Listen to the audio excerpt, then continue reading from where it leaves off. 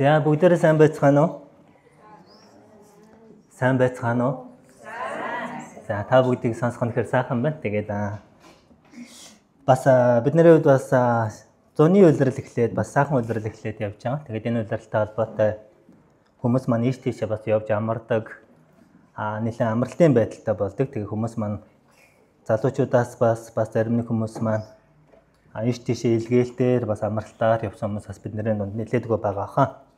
Тэгээд ямар ч л гэсэн хотод байгаа та бүгд маань зориулт ирээд зориулт гаргаад ерөөсөнд баярлалаа гэж хэлмээр байна. Тэгээд яагаад тэгэхээр бидний энэ зориулалт бурхан өөрөө бидний зориулт бидний зүрх сэтгэлийн хандлагыг хинээс ч илүүгээр сайн мэддэг. Тэгээд та бүгдийг зориод ирсэн талархаж байна. Тэгээд яг энийг далимдуулаад нэг зүйлийг би илүү та бүгдийг бас уриалмаар байна. Тэрний үг гэхээр бүгдээрээ амьд буй чуулганы хүн нэг бүр дотроо зүгээр ямар бодлыг тэгээсэй гэж хүсэж байна вэ гэвэл одоо нөгөө нэг бид нар юу гэж ойлгох гэдэг вэ гэхээр үйлчилж байгаа хүмүүс л нөгөө нэг хариуцлагатай гэж бодоод байдаг. Үйлчилж байгаа хүмүүс л одоо нөгөө цагтаа ирсэн байх хэрэгтэй гэдэг ч юм уу. Нөгөө нэг ямар нэгэн үйлчлэл ямар нэгэн юм хариуцаж аваагүй болохоор заримдаа бид нар нөгөө нэг бүтэн сайныг алгасах эсвэл ямар нэгэн байдлаар юмыг хойш нь тавих гэдэг. Гэхдээ би юу гэж таныг урамшуулмаар байна вэ гэхээр таны зүгээр ирээл бүтэн сайн байгаа нь бусдад урам зориг өгдөг юм шиг. Та хажууд байгаа найстай хэлэхгүй юм. Та ирээл суудсан байгаа нь надад урам зориг өгж байгаа шүү. Та энд байгаад л би их баяртай байна. Та энд байгаад нь л би их баяртай байна, тий? За, тэгээд бид нар бүгдээрээ нэг нэгэндээ урам зориг өгдөм бол ахад нэг зүйл уриалъя. Тэрний юу вэ гэхээр цуглааны үеэр та Facebook ямар нэгэн онлайн ороод батлах битгий ороорой. Хэрвээ яг хальтраад одоо яг тийм мэдээж яриг бид нар нөгөө Библийг утаснаас харж байгаа дундуур нь янз бүрийн юмроо орчмоор санагдаад байвал та интернетээ хаачаарай. Тэгээд өөрийгөө уруу татах юмд битгий оруулаарай. Тэгэхээр юу вэ гэхээр би хэлсэн шүү дээ. Бид нар нэг нэгэндээ урам өгж байгаа. Бид нар нэг байгааг хараад баярлдаг. Харин бид нар яг эзний үгийг сонсох гээд яг анхаарал хандуулж байгаа хүмүүсийн дунд магадгүй санаандгүй байдлаар уцаа үзчихвэл тэр бол нэг сайн нөлөөтэй биш хаа. Тэгэхээр энэ хоёр зүйлд та бүгдийг уриалах гэсэн юм аа.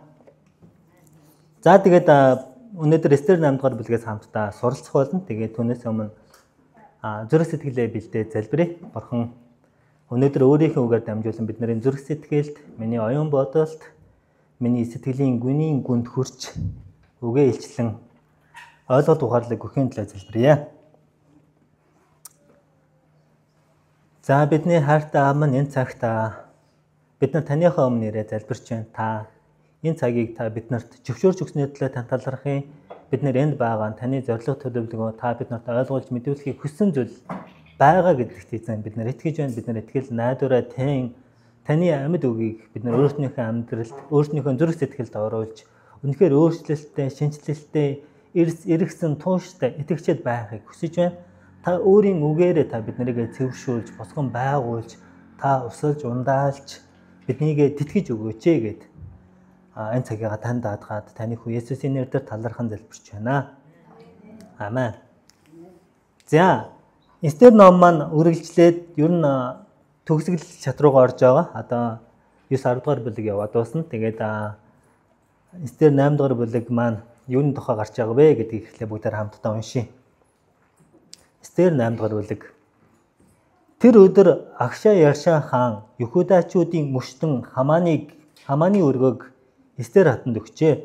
Мордехой өөрийнх нь хувьд ямар хамаатан болохыг хаанд Эстер хатан хэлсэн тул Мордехой хаанд бараалхав. Хаманаас авсан тамхт бөгжөө хаан суглан авч Мордехойд өгсөн ба Эстер хатан ч Хаманы гэр хотлыг Мордехой мэдэлд өгвөө. Тэгэд Эстер хаантай дахин уулзжээ. Тэрээр хааны хүлийн өмнө сүхрэн унаж Юхудачуудын эсрэг сэтсэн агааг хүн Хаманы хором төлөвлөгөөг холдуулан зайлуулахыг хаанаас уйлан гуйж өршөөл тааллыг нь ирэхэд хаан алтан таяга Эстерлээ сунглаа.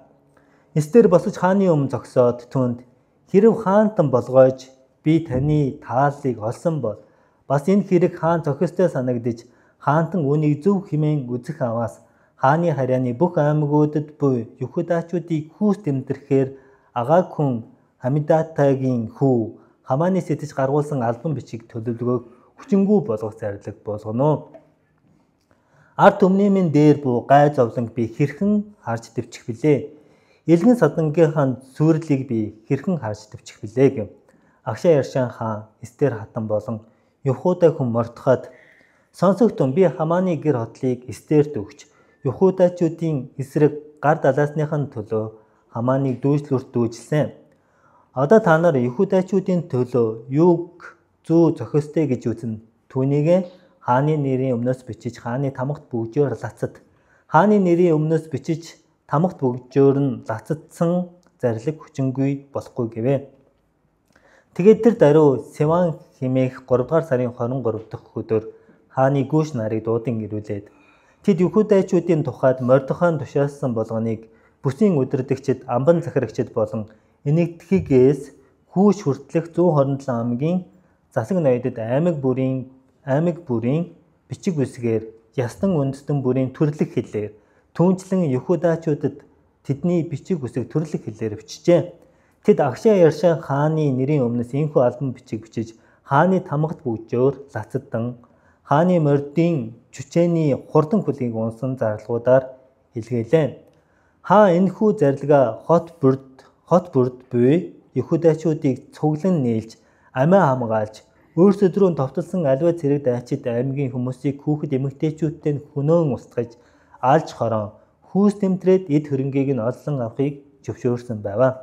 Үүнийг Агшаа Яршан хааны бүх аймаг даяар Адар хэмээх 12 дугаар сарын 13 дахь буюу өнөөх өдөр гүйцэтгэхээр болжээ.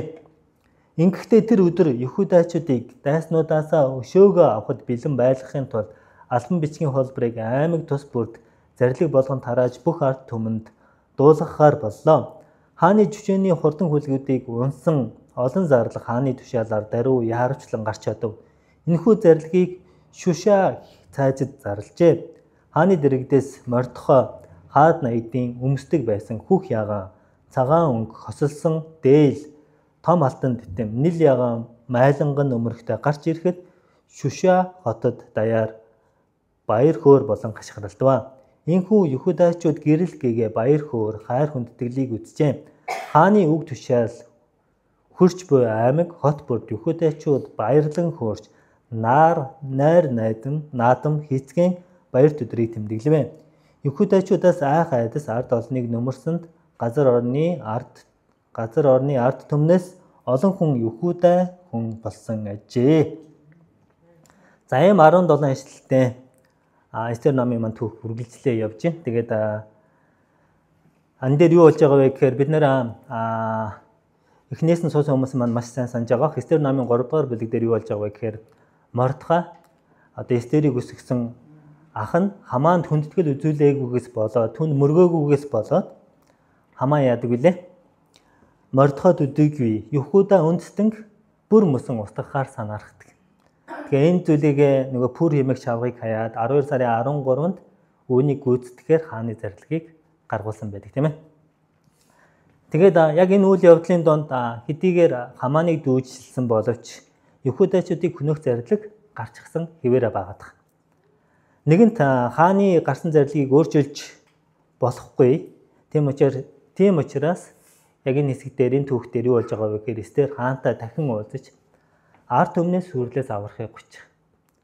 За энэ дээр болохоор Эстер хааны өмнө ирээд бас яг ард түмнийхээ авралыг тэр сүрлээс аварч өгөхийг хааны өмнө ирээд гуйж байгаа хэсэг маань.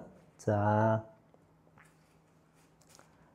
5 дугаар ишлээс тийм ээ. Хааны өмнө зогсоод хэрэв би таны тааллыг олсон бол хаан зохистой санагдаж хаантан үнийг зөв хэмээн үзэх аваас хааны харьяаны аймагуудад тийм яг энэ Хамааны гаргасан зарлиг тушаалыг хүчингү болгож өгөөч гэж.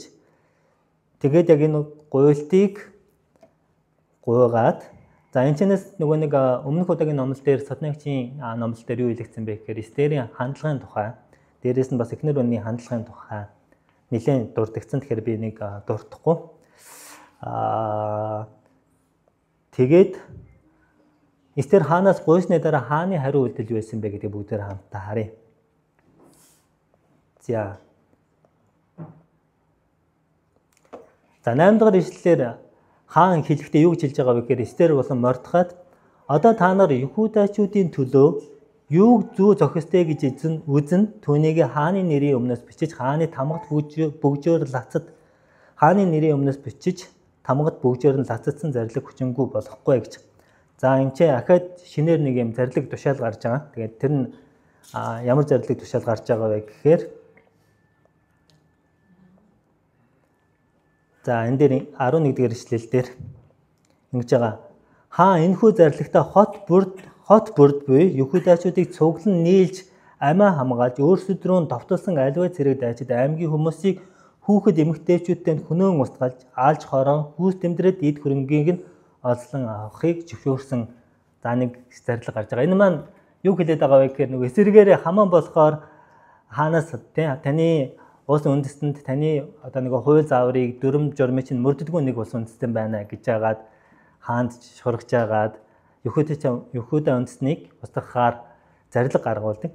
Гэхдээ дараагийн зарлиг нь хааны тэр өмнөх зарлиг байгаа ч гэсэн хоёр дахь зарлиг нь эсэргээрээ Юхудачуудад ямар болгоомж олгосон бэ гэхээр та нарыг устгах гэж оролцсон ард түмнийг үндэснийг та нар хүүс тэмдэрч эд хөрөнгийг нь та нар өөрсдөө авч олдно гэдэг ийм зарлиг гарч байгаа. Тэгэхээр маш сонирхолтой зүйл нь Хамааны эсрэг хорон төлөвлөгөө бүр эсрэгээрээ бүр Юхудачуудын эсрэг дайснуудыг Юхудачуудад эргүүлээд олзуулах тэднийг хүүс тэмдрэх устгах тэр нөхцөл нь яг тэр сарда тэр 12 сарын 13 гэдэг байгаа тийм ээ. Тэр өдрөө би бүрдэгт тэр өдрөө би болох боломжтой болж байгаа. За тэгээ энэчнээс энэ үйл явдлын дундаас бид нэг зүйлийг ажиглаж олж харж болно. Тэгээ тэрний миний хэлэхний гол санаа маань юу вэ гэхээр Бурхан бидний дунд чимээгүйхэн ажилласаар л байдаг. За энийг би яагаад хэлж байгаа вэ гэхээр Бурхан бидний дунд ажиллаж байгааг бид нэр заримдаа төдийлөн мэддэг. Яг энэ нөхцөл байдлын дунд харах юм бол хааны ордонд юу болж байгааг Юхудачууд мэдэхгүй байсан тийм ээ. Мэдээж яриг яг Эстер ард олноо төлөөлөөд ард үндэснээ Юхуда үндэснийг аврахын төлөө хаанаас гуйж байгаа ч гэсэн Юхудачуудын нөхцөл байдал ямар байсан бэ гэхээр бид нэр одоо тэр өдрийг Юхудачуудыг хорооно гэсэн тэр зарлиг тушаал байгаад байгаа. Бид нэр одоо яах вэ гэдэг тэр айдас санаа зовнил төгшүүр дунд байгаа. Одоо хүртэл яг одоо энэ нэг асуудал шийдэгдэх хүртэл тэд нар яг энэ нөхцөл байдлыг мдээгүй. Гэхдээ энэ нөхцөл байдлын донд яг бид нар түүхийг уншиж авах явцад энэ нөхцөл байдлын донд Бурхан бас гайхалтайгаар чимээгүйхэн бас ажилласаар байгааг бид нар харах болцоотой гэсэн. Тэгээд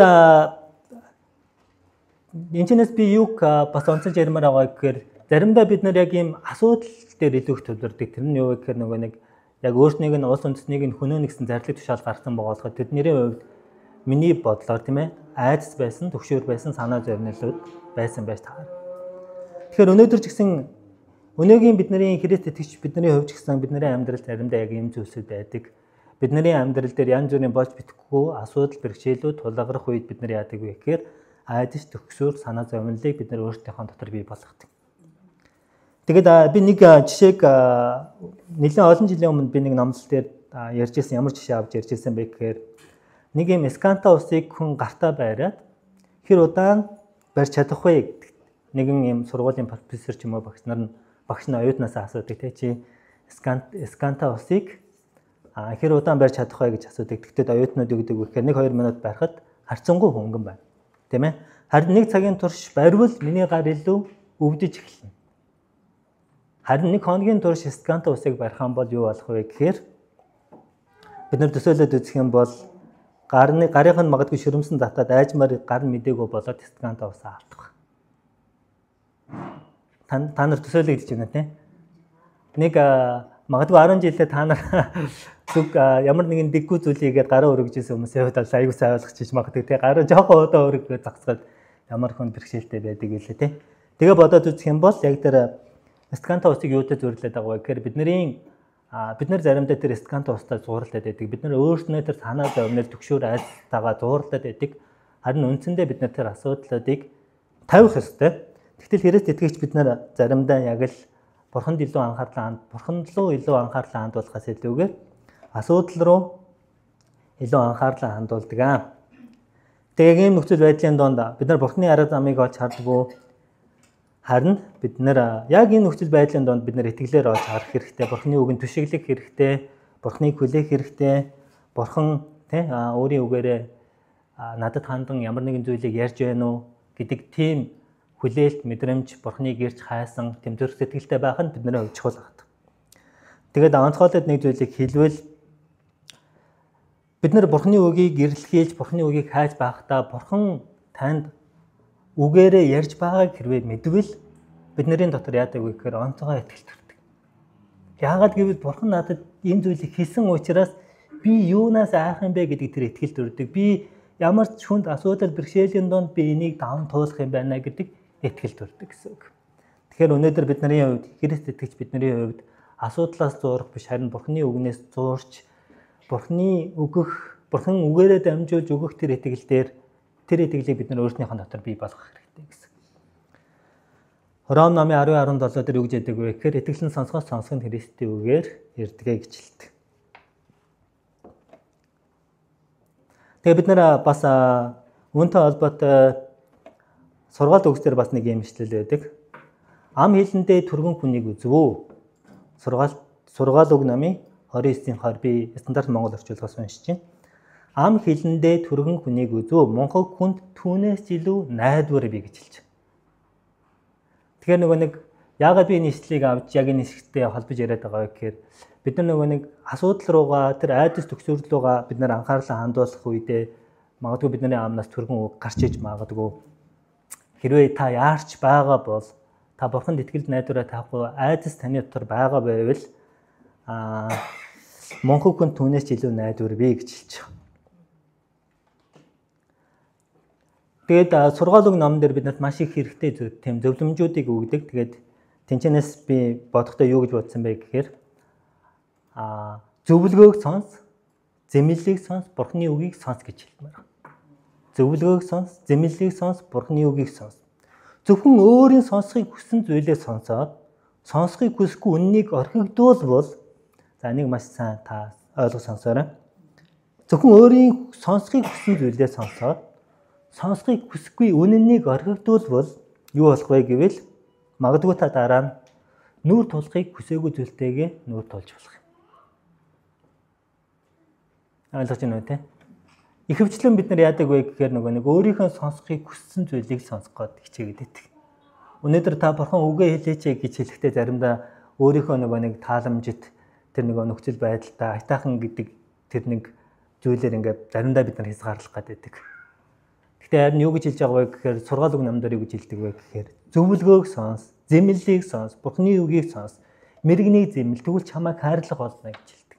Басамжлагчийг бүү зэмэл чамайг басамжлах болно гэж хэлдэг. Зөвлөгөөг сонс тэ олон хүний зөвлөгөөг авч байгаа нь тэр хүн ухаалаг гэглэх болно гэж хэлдэг. Тэгээ бид нар Бурханы үгийг сонсох хэрэгтэй. Бурханы үгийг дагах хэрэгтэй. Хандлага үг үйлдэлээ бид нар шалгах хэрэгтэй. Хаgai ном дээр юу гэж яддаг вэ гэхээр өөрсний зам мөрөө хянагтун гэж хэлдэг. Бид нар үг үйлдэл хандлага бүртээ бид нар Бурханы өмнө хариуцлагатай. Тийм учраас энэ энгийн зарчмуудыг бид нар өөрсдийнхөө амьдрал дээр бас хэрэгжүүлдэг байх нь чухал. Тэгээд би энэчнээс яг энэ түүхийн дундаас жоохон ингээд халиа явж байгаа. Гэхдээ энэчнээс гаргаж ирээд байгаа санаа нь юу гэхээр Бурхан бидний дунд чимээгүйхэн ажилласаар байдаг. Гэхдээ заримдаа бид тэр зүйлсийг олж харах боломжгүй тохиолдол байна. Заримдаа харж олно, заримдаа харахгүй байлаа гэхэд бид нэр итгэлээр тэрийг олж харахын төлөө Бурханаас гуйх хэрэгтэй. Тэгээд итгэлээр бид нар харах хэрэгтэй. Тэгээд Элиша бахан нэг өөдөөс нь ирж байгаа дайснууд нь олон багт нь түүнийг дагаж явж байсан дагалдагч нь бидний өөдөөс ийм олон дайсан байна гэж хэлэхэд бид нартай хамт байгч нь түүнээс олон байгаа гэж хэлдэг. Тэгээд тэр нь юу байсан бэ гэхээр Бурханаас та нүдийг нээж өгөөч гэж өөрийнх нь дагалдаж явах гэж байгаа хүнийхээ төлөө залбирахад маш олон тэнгэр ичнэр эргэн тойронд нь байгааг тэр зүйлийг итгэлээр сүнсээр хардаг. Тийм учраас бид нар итгэлээр Бурхнаас сэтгэлээ гоох хэрэгтэй, Бурхны үгэнд түшиглэх хэрэгтэй. Бид нэр айд санаа зовнилыг бид нэр орхих хэрэгтэй гэж хэлж байгаа. Тэгээд дахиад нэг бидний өдөр тутмын амьдралд та нар анзаарч ирсэн байв. Бас нэг юм үйл явдал болдог тийм ээ. Тэрний юу гэхээр зөвхөн нэг гэрт юм уу? Гэрт тийм ээ ямар нэгэн байдлаар ингээд ялаа ч юм уу, ирвэхэ ч юм уу, ямар нэгэн нисдэг амьтан хорхоо орж ирэх үед цонхоор гарахдаа онгорхоо цонхоор гарахгүй. Яг нөгөө нэг цонхны төв хэсгээр очиод мөргөөл буцаж гэдэг тийм ээ. Яг үүнтэй ижилхэн заримдаа бид нар итгэлийн амьдрал дээр нөгөө нэг Бурхны бидний дунд ажиллаж байгааг бид нар хардггүй зөвхөн нөгөө нэг ингээ ханаа мөргөд гэдэг. Гэхдээ нөгөө цонх онгоолгоод хаалга онгоолгоод яг тэрийг нөгөө том зургаар нь харж чадахгүй ингээ мөргөд унаад байгаатай адилхан заримдаа Христ итгэгч бидний амьдралын үед хүнд хэцүү асуудал бэрхшээлүүд юу ч тохиолдож болно бидний амьдралд. Гэхдээ тэр нөхцөл байдлынхаа донд бид нар Бурхны зорилго төлөвлөгөөг олж харж чадж байна. Бурхан бидний дунд ажилласаар байгааг бид нар мэдэж чадж байна уу? Айсвал ганцаараа орхигдсон мэдрэмжтэй байна уу? Бурхан намайг мартсан юм шиг байна. Бурхан би нэг ганцаараа л энэ итгэлийн амьдрал дээр ингээд нэг зүдрээд яваад байгаа юм шиг мэдрэмж байгаад байна. Гэтэл Бурхан өөрийгөө үгэнд хэлэхдээ би чамайг хизээж орхихгүй, би чамайг хизээж мартахгүй гэж хэлдэг. Тэгэхээр яг саяны жижигхэн жишээтэй ижилхэн бид нар өөрснийхөө амьдрал дээр төрөний хэлсэнтэй сонсохыг хүсэн зүйлээ сонсох гэдэг шиг бид нар заримдаа харахыг хүсэн зүйлээ хараад өөрснийхөө зөв гэж ойлгосон зүйлээ очиж ингэж мөргөж зохиод илүү нэг Бурхны бидний дунд ажиллаж байгааг ингээд мэдгүй өнгөрөх гээд байдаг. Тэгээд бид нар бас мэдэнтэй сургаал үг номдэр хүн зөв мэд санагдавч эцэс нь үхэл рүү хөтэлдэг зам байдаг. Тийм учраас бид нар бусдын үгийг сонсдог байх нь маш чухал байгаа. Бусдаас зөвлөгөө авдаг байх нь чухал байгаа. Бусдаас зэмлэлийг хүлээж авдаг байхад та битгий бусдыг буруутгаарай. Та баяртайгаар та хайрлаад хэрвээ та мэрэгэн байвал та түүнийг хайрлаж та хүлээж авна гэсэн. Тэгээ Бурхны үгийг сонсохыг тулд эрэлхийлж та цаг зав зориулалтаа гаргадаг байх нь бас чухал байна. За. Тэгээд дараа нь миний хоёр дахь хэлмээр байгаа чухал санаа маань 15 дахь ишлэлээс яг 17 дахь ишлэлд хүртэл хооронд гарна. За энэ ч юу гарч байгаа вэ гэхээр за түрүү хэлсэнтэй одоо хэдүүл үйл явдлаа эргээ бодоод үзэх юм бол ингээд Юхудачууд ингээд нэг айдас төгшөөр ингээд нэг юм удахгүй бид нар хөнөөгдөх үедээ гэдэг тэр нэг юм эргэлзээ айдас донд байгаа. Тэгээ яг Бурхан бидний дунд ажиллаад байгаа аврах гээд байгааг одоохондоо мэдэхгүй байгаа шүү. За тэр зургийг бодоод тэгтээ одоо 15 дахь ишлэгийг уншъя.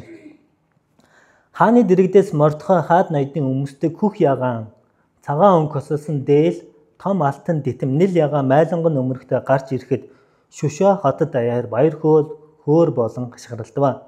Инхүү Юхудачууд гэрэл гээгээ баяр хөөр хайр хүндэтгэлийг үзжээ. Одоо энэ дээр нөгөө нэг хүнд хэцүү нөхцөл байдлынхаа донд ингээд нэг юм гэрэл гэж байгаа. Одоо та нар ингээд төсөөлөж байна. Би яг энэ хэсгийг уншихад надад яг ингээд бүр ингээд төсөөлөгдөд байгаа. Ингээд Мордохой ингээд хааны яг нөгөө нэг хаад ноёдын өмсдөг хүүх ягаан цагаан өнгө хосолсон тэр дээл алтан дитм нил ягаан майланган нөмөрхтэй ингээд гарч ирэхэд Юхудачууд маш их баярлсан. Гэрэл гээсэн. Бидний хувьд найдвар байгаа байна гэж болж харсан. Тэгэхээр би энэчнээс юу гэж хэлэх гээд байгаа вэ гэхээр миний хоёр дахь чухал санаа маань цаг нь болоход Бурхан яруу алдраа дуурсана. Цаг нь болоход Бурхан яруу алдраа дуурсана. Энэ гайхалтай зүйл биш гэж үү? Үнэхээр бүх юм нь ингээд өнгөрөө цүүрээд хүнд хэцүү байдалд ороод за ингээд бүх юм дууслаа. Одоо бүх юм цуурлаа. Бидэнд ямар ч аврал найдлага гэх юм алга гэх үед нь Бурхан өөрийгөө илчилж байгаа. Бурхан өөрийнхөө алдрыг, өөрийнхөө сүр жавхлыг, өөрийнхөө хүчийг харуулдаг. Бурхан ямар гайхалтай, ямар сүр жавхлантай, ямар яруу алдраар дүүрэн болохыг энэ хэсгээс бид харах бололцоотой. Тоолго намын 14-д хэлэхдээ юу гэж хэлдэг вэ гэхээр бүх дэлхий эзний яруу алдраар дүүрэх болно гэж хэлдэг. Бүх дэлхий эзний яруу алдраар дүүрэх болно. Бурхан бол яруу алдар, нэгүсэр, сүр жавхлан гар дүүрэн Бурхан. Тэгээд яг энэ зүйлийг уншихад Юхудачуудын хувьд үнэхээр баяр хөөр гэрэл гээгээ гээсэн шиг миний хувьд ч гэсэн би энэ зүйлийг уншихдаа үнэхээр Бурхан өөрийгөө ямар гайхалтайгаар хэлэлт юм бэ? Цаг нь болоход Бурхан өөрийн яруу алдраа дуурсах юм байна. Хэрвээ бид нар Бурханы үгийг дагаж байвал бид нар Бурханы үгэнд дуудууртай байж даруугаар түүнийг үгийг нь сахиж байвал Бурхан бидний амьдралч гэсэн өөрийнхөө яруу байдлын гэрлийг тусгах юм байна гэж ойлгож байна. Таны амьдрал, бид бүгдийн амьдрал Бурхан өөрийнхөө яруу алдрын гэрлийг бас тусгах боломжтой. Та эзний үгийг эсэргүүцэж эзний замаар л явахгүйгээр зөрүүлээд тэрслээд л явчихаагүй бол та Бурханы үгийг дагаж л байгаа бол Бурхан өөрийнхөө яруу алдрын гэрлийг бидний амьдралд тусгах болно гэсэн үг. Тэгээ Бурхан хэлэхдээ өөрийнхөө сүр жавхлан гилчилж байгаа та нарыг харж хандаж байсан нь Бурхан бий байсан гэж хэлэх баг. Чамайг төлөвшүүлж, чамайг хатжуулж, чиний дотор шин зүрх сэтгэлийг бий болгохын тулд тэр хүнд нөхцөл байдлаар дагуулan явж байсан нь би гэж Бурхан хэлэх баг. Чамд ойлголт ухаарлыг өгөхийн тулд би чамайг харж хандаж байсан юм а. Би чиний хамгаалч нь байсан юм а гэж Бурхан хэлэх баг. Бурхан яг энэ зүйлийг бас хэлсэн байгаа. Гэтэл номын 19-ийн 4-5 дугаар ишлэлдэр юу гэж байгаа вэ гэхээр би стандарт Монгол орчуулгаас уншия. Египтчүүдэд юу хийснийг мань бас та нарыг бүргэдийн жигүүр дээр тээх мэд өөртөө авчирсныг мань та нар харсан. Одоо тэгэхээр та нар миний үгэнд үнэхээр дуулууртай байж гэрээг мань сахих аваас та нар бүх ард түмний дундаас миний нандин өмч байх болно. Учир нь юу гэвээс бүх дэлхий минийх гэж хэлж байна. Энэ үнэхээр гайхалтай зүйлийг Бурхан хэлж шít. Тэрний юу гэхээр үнэхээр босон зүйлийг хэлж байна. Египтчүүд дундаас, египтчүүдийн боолчлаас өөрийнхөө ус үндэснийг, өөрийнхөө ард түмнийг Бурхан юу гэж хэлж байгаа вэ гэхээр бүргэдийн жигүүр дээр тээж байгаа мэт би та нарыг өөр дээрээ авчирсан. Миний үгэнд үнэхээр та нар дуулууртай байж гэрээг минь сахих аваас та нар миний нандин өмч байхаас гэж хэлж байгаа. Тэгэхээр та бас өөртөө хэлээд үзээрэй. Би үнэхээр эзний үгийг дуулууртай дагаж гэрээг сахиж байгаа бол би Бурханы нандин өмч юм байна. Бурхан өөрийнхөө нандин өмчийг хайрлаж, хамгаалж тэтгэнэ гэсэн үг. Бурхан хайрладаг, хамгаалдаг, нэгүслээ үзүүлдэг.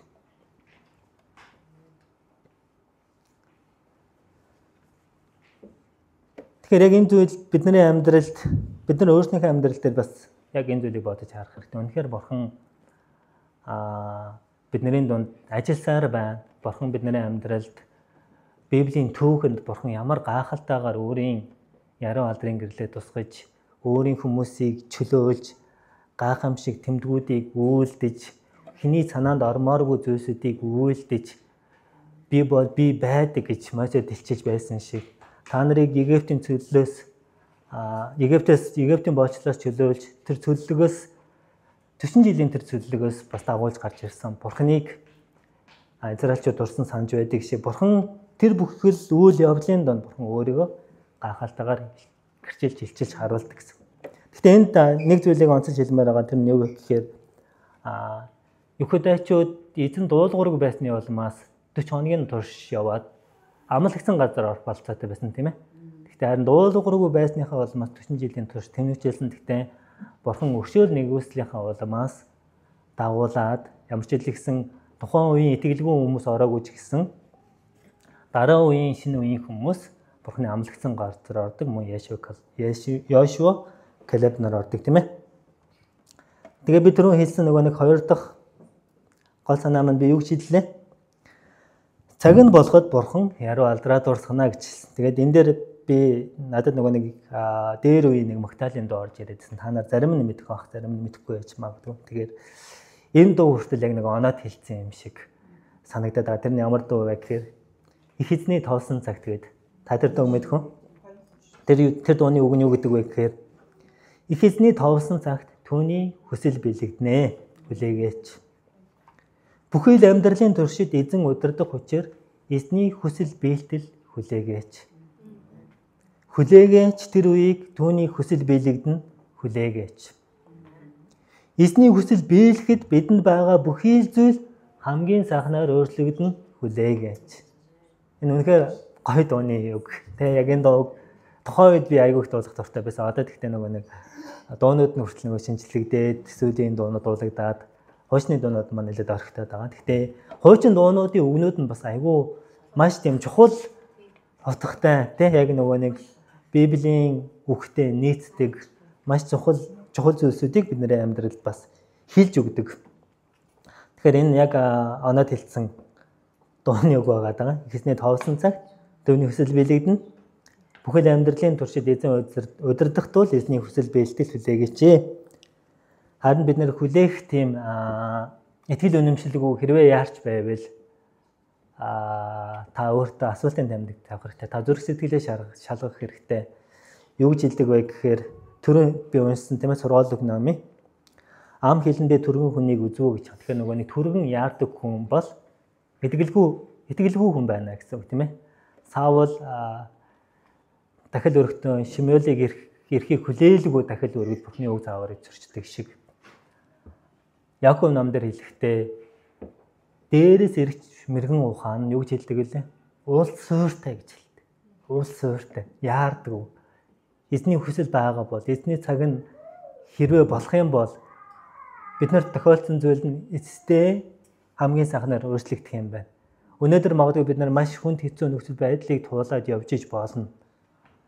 Магадгүй бүр хүнийхээр ингээд нэг хамгийн бүр байж болохгүй тэр нөхцөл байдлаар ч магадгүй туулаад явж иж болно тийм ээ.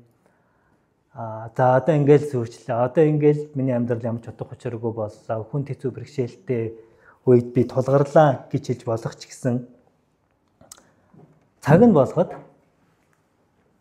Бурхан бидний амьдралд яруу алдрынхаа гэрлийг тусгана. Бурхан бол гайхалтай Бурхан.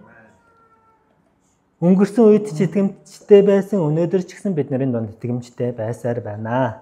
Бурхан бол сайн. Бурхан бол сайн. Бурхан бол сайн гэж хэлмээрээ. Бид өөрсдийн санаа зовнил айдастайгаа зууралтаад байх биш. Харин Бурханд итгэл найдвараа тавьж, Бурханы гайхалтай яруу алдрыг өөрсдийнхээ амьдрал дээр хараа зогсохгүй сүм чуулганы донд бид нар бас үнэхээр харахыг хүсэж байна. Бид нар тийм хүсэл эрмэлзэлтэй байх нь чухал. Тэгэхээр энэ нь хувь хүнээс эхэлэх нэ. За би тэгээд гол санаагаа тавтаад тэгээд нэг дүгнэлт хийлээ. Тэгээд дараа нь би тоолоо номыг Мосе нөгөө Аарон болон Яхудэчүүдийг юрээдэг тийм ээ. Тэгээд тэр юрээлийг бас уншина. За энэ бүлгийг маш зүгээр энгийнээр ойлгоход тийм ээ. Бурхан гайхалтайгаар нөгөө түүхийг, нөхцөл байдлыг ямар гайхалтайгаар өөрчилж байгааг бид нар харж байна. Тэгэхээр нөгөө нэг хүний нүдээр болохоор бид нар заримдаа Бурханы ажиллаж байгааг харж чадахгүй, заримдаа харж болно. Гэхдээ харж чадахгүй байлаа гэх үед бид нар урам угаж чантарч болохгүй, харин Бурханаас бид нар итгэлийг гуйх хэрэгтэй. Бурханы үгэнд түшиглэх хэрэгтэй. Тэгэхээр эхний хэлсэн гол санаа маань Бурхан бидний дунд чимээгүйхэн ажилласаар л байдаг. Ажилласаар л байна гэж хэлмээр. Тэгээд хоёр дахь санаа маань болохоор юу гэж хэллээ? Цаг нь болоход Бурхан яруу алдраа дуурсгана. Мордохай яг тэр гайхалтай тэр ёслолын хаад ноёдын өмсдөг хувцсыг өмсөд гараад ирсэн шиг бидний амьдралын нөгөө янз бүрийн нөхцөл байдлын донд Бурхан ч гэсэн нэрээ энэ Бурхан шүү гэж ойлгохдохоор зүйлс бидний амьдрал дээр болдог. Өнгөрсөн ч гэсэн болсон зүйлсүүдийг санах болцоотой. Таны амьдралын хугацаанд бас ийм гэрчлэлүүд байгаа гэдэгт би эргэлзэхгүй байна. Яг энэ хэцүү нөхцөл байдлын донд Бурхан байсан юм аа. Би үнэхээр шантарч байсан, би үнэхээр зөвхөрч байсан, харин Бурхан энэ нөхцөл байдлаас гаргасан юм аа гэдэг тийм ээ. Тэгээд яг цуглааны урдаас заяа ирэх хоёр гэрчилжсэн тийм ээ хүүхдүүдийн талаар би нөгөө хизээж би нөгөө өвдөг сөхөрж байгаагүй дуулга дээр нөгөө нэг цэрхний хагалгаанд орох үед тэгтээ даваад гарсан. Ирэхээ болохоор инэрлийн тухай ярьжсэн тийм цусны өвчтэй байх үед нь Бурхан надад бас итгэлийг өгсөн гэдэг. Тэгэхээр бидний амьдрал дээр иймэрхүү жишээнүүд бас бидний амьдрал таны амьдралд бас байгаа гэдэгт итгэж байна. Бурхан үнэхээр ингээд нэг боломжгүй болоод ингээд ирж байгаа одоо яайдаа гэсэн нөхцөл байдлын донд Бурхан ямар гайхалтайгаар ажиллаж өөрийнхөө ямар сайн болохыг ямар яруу алдаршруулж авахлантай нэгүүлсэнгүй болохоо хэлсэн харуулдаг. Харин нэг зүйлийг та битгий мартаарай. Тэр нь юу вэ гэхээр та өөрийн хүснээрээ тэр зүйлийг ойртуулж наан цаана болох болцоогүй шүү. Бурхан ухраас цаг нь болоход л бидний амьдралд Магадгүй яг зарим зүйл дээр бидний яг тухайн үед маань шууд хариулах болно, тийм ээ. Яг зарим нэг нөхцөл байдлын донд Бурхны үнэхээр төлөвлөгөө байгаа бол таныг өөрчлөн шинчлэх, тийм ээ. Яг бидний амьдралд тодорхой зорилго байгаа бол Бурхан цаг нь болоход яг тэр яруу алдрын гэрлийг таны амьдрал бид бүгдийн амьдрал дээр тэр гэрлийг тусгах болно. За тэгээд хоёр санаагаа хэлсэн. Тэгээд ерөнхийдөө бид нар өөрсдийнхөө амьдрал дээр юу хэрэгжүүлж болох вэ гэдэг үгнээд аваад үзэх юм бол түрүүн хэлсэн Эхлэл номоос би уншсан, тийм ээ. Бурхан өөрийнхөө ард түмнийг өөрийн жигүүр дээрээ teen өөртөө авчирсан шиг та нар миний үгийг дуулууртай дагаж миний гэрээг сахих юм бол та нар миний нандин өмнө явах болно гэж хэлсэн. Тэгэхээр би юу гэж хэлэх гээд байгаа вэ гэхээр бид нар Бурхны үгэнд дуулууртай байж даруугаар үгийг нь дагаж амьдарч Бурхны яруу алдрын гэрлийг өөрснийхөө амьдрал дээр тусгая. Тусгахыг эрмэлзэж хичээж тэрийг зорж амьдрцгаая гэж уриалмаар байна. Тэгээ бүгдээр хамтдаа Тоолго намын 6 дугаар бүлгийн 24-өөс уншаад залбирая.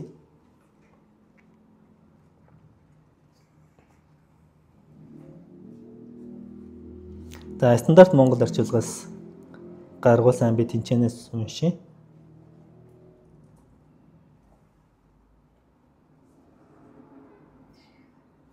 Тоолго 6-гийн 24. За та бил нөө? За энэ дээр юу гэж хэлж байгаа вэ гэхээр 22 дахь ишлээс Яава мөшөөд инхүү айлдваа гэж Ахрам болон түүний хүүгүүдэд ингэж хэлэгтэн та нар Израилийг инхүү ерөөх хүчиртэй гэж хэлж. Та нар Израилийг инхүү ерөөх хүчиртэй гэж хэлж. За би энэ ишлэгийг уншия. Тэгээд дараа нь би тунхаглаж залбирна. Энд дээр юу гэж хэлж байгаа вэ гэхээр Яава чамайг ерөөж сахин хамгаалах болтугай. Яава чам дээр гэрлээ тусгаж таалалдаа багтаах болтугай. Яава чамд сайн сайхнаа үзүүлж амар амгалан сойрхох болтугай гэж өрөөгөө гэж.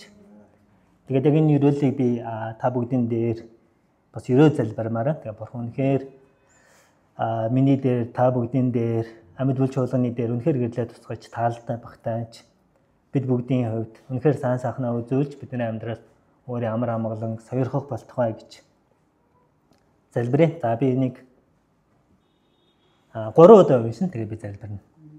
Та нар надтай хамт уншиж болно, айсаа зүгээр сонсож болно. Яава чамайг ерөөж сахин хамгаалах болтугай. Яава чам дээр гэрлээ тусгаж таалалдаа багтаах болтугай. Яава чамд сайн сайхнаа үзүүлж амар амгалан сойрхох болтугай. Яава чамайг ерөөж сахин хамгаалах болтугай. Яава чам дээр гэрлээ тусгаж таалалдаа багтаах болтугай. Яава чамд сайн сайхнаа үзүүлж амар амгалан сойрхох болтугай. Сүүлийн удаа. Яава чамайг ерөөж сахин хамгаалах болтугай. Яава чам дээр гэрлээ тусгаж таалалдаа багтаах болтугай. Яава чамд сайн сайхнаа үзүүлж амар амгалан сойрхох болтугай. Бүгдээр хамтдаа залбирая. За эзэн минь тэгээд таны үгийн төлөө тань талархъя. Эзэн таны үгийг бид нар өөрснөөхөө амьдрал дээр, итгэлийн амьдрал дээр тунгаглан залбирлаа. Та өнөхөр бидний дээр өөрийнхөө гэрлэлийг тусгаж таалалдаа багтааж өөрийнхөө хайр инэрлийг үзүүлж биднэрт амар амгалан та сойрхож өгөөрэй. Тэгээд үнэхээр амьд бүл чуулганы итгэгч бүр үнэхээр тантай ойр дотно харилцаатай байж өөр хоорондоо нөхөрлөдөг. Үнэхээр танд хайртай итгэгчид байхын төлөө танаас гуйн залбирч байна. Та бидний донд ажиллаж өгөөрэй. Та бидний амьдралд өөрийнхөө яруу алдрын гэрлээ та тусгаж бидний амьдралыг та гэрчлэлээр та дүүрэн байлгаж өгөөч гэж гуйн залбирч байна. Тэгээ үнэхээр та бидний донд ариун сүнсээрээ бидний донд үнэхээр чөлөөтэйгээр ажиллаж өгөөрэй. Бидний айдас санаа зовнил төгшүүрээс эзэн та биднийг чөлөөлж өгөөрэй. Таны амар амгалан бидний зүрхийг захирах болтугай. Та биднийг хөтлөн дагуулж эргээд харахад та биднийг хөтлөн дагуулсан байна гэдгийг бид нар хараад танд үнэхээр талархлыг өргөмөр байна. Бид нар үнэхээр таны алдрын тусгалыг хараад үнэхээр баярлан хөөрхийг хүсэж байна. Та бид нартайгаа хамт байж өгөөрэй. Та бид нартайгаа үргэлж үеийн үе та бид нартайгаа хамт байж биднийг харж хандан сахин хамгаалж өгөөрэй. Тэгээд танд талархах энэ цагаа танд даатгаад таны хүү Есүсийн нэрээр талархан залбирч байна. Амен.